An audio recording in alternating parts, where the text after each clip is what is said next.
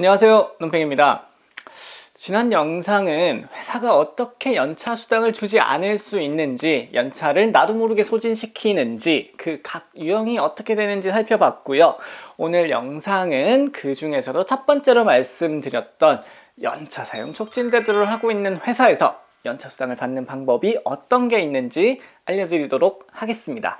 오늘 영상 시작합니다. 지난 시간에도 약간 힌트를 드렸는데요.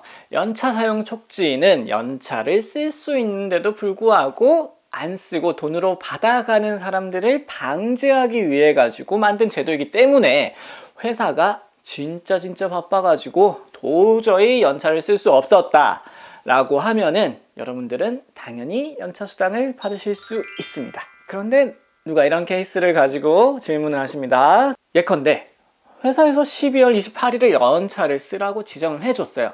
그런데 연말이다 보니까 해야 될 일이 너무너무 많은 겁니다. 쓸 수가 없어요. 그래가지고 회사에 나왔어요.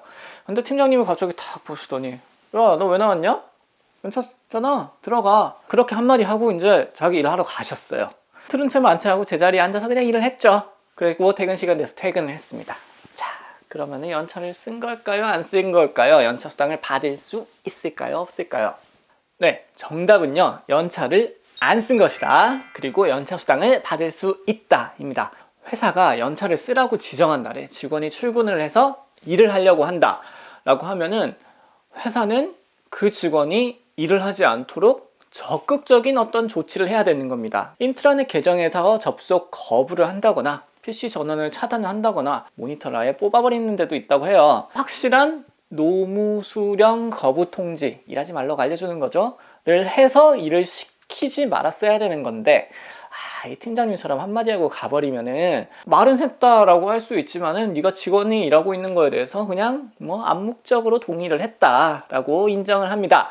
그래서 이런 걸로 문제가 될 상황이다라고 하면은 여러분들이 일을 하면서 파일을 저장했으면은 그 기록이 남을 수도 있고 아니면은 이메일, 카톡, 문자, 전화 같은 거 했었던 거 기록을 남겨두시면은 나중에 이런 거를 바탕으로 이날 연차를 안 쓰고 일을 했다라고 주장을 하실 수 있게 되는 겁니다. 아주 유용하겠죠?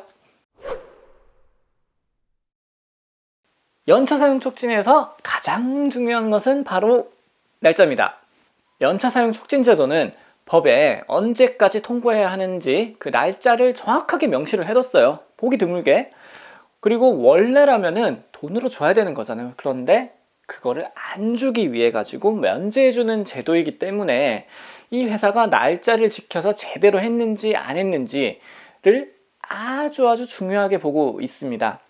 만약에 우리 회사가 제가 말씀드린 그 날짜에 통보를 하지 않았다고 하면은 그러면은 법에 따라 가지고 제대로 연차 사용 촉진이 된 거가 아니고 그러면은 만약에 사용하지 않은 연차가 있다라고 하면은 당연히 수당으로 보상을 받을 수 있습니다.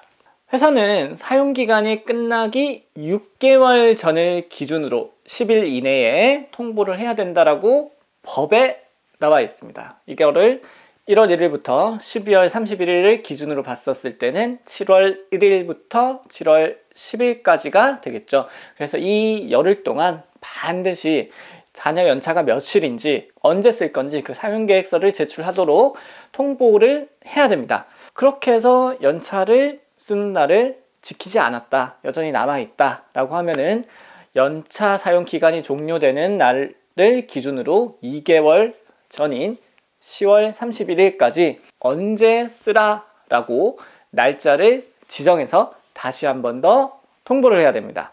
통보는 반드시 종이로 하거나 전자결제 체계를 통해서 전자문서로 해도 상관이 없고요. 그런데 이 전자결제 시스템이라는 거는 조금 주의를 하셔야 되는데요. 모든 문서가 전자적인 결제 체계로 가능하다라고 하면은 인정이 됩니다. 그런데 이메일을 업무적으로 쓰기는 하지만은 그래도 중요한 문서에 대해 가지고는 출력을 해서 결제판에 꽂아 가지고 팀장님, 이사님, 사장님 결제를 받는 회사다 라고 하면은 전자결제 시스템이라고 볼 수 없어요. 그렇기 때문에 우리 회사가 어떤지 꼭 한 번 더 확인을 해 보셔야 될 것 같습니다. 오늘 영상에서는 우리 회사가 연차 사용 촉진 제도를 시행하고 있음에도 불구하고 여러분이 연차수당을 어떻게 받으실 수 있는지 그 방법을 다시 한 번 더 알아봤습니다. 그래서 제가 말씀드린 포인트를 우리 회사가 잘 지켜서 하고 있는지 다시 한 번 더 꼼꼼히 체크해 보시고요. 여러분들이 회사가 놓친 부분이 있다라고 하면 연차수당을 받으실 수 있으니까 꼭 챙겨 받으실 수 있도록 하시기 바랍니다. 오늘 제 영상이 조금이라도 도움이 되었다면 구독, 좋아요 꼭 눌러주시고요. 궁금하신 사항 있으면 댓글 또는 논팽이 컨시어지 이용해서 질문 남겨주시면 답변 드리도록 하겠습니다. 오늘도 제 영상 시청해주셔서 감사드리고요. 오늘도 논팽이였습니다. 감사합니다.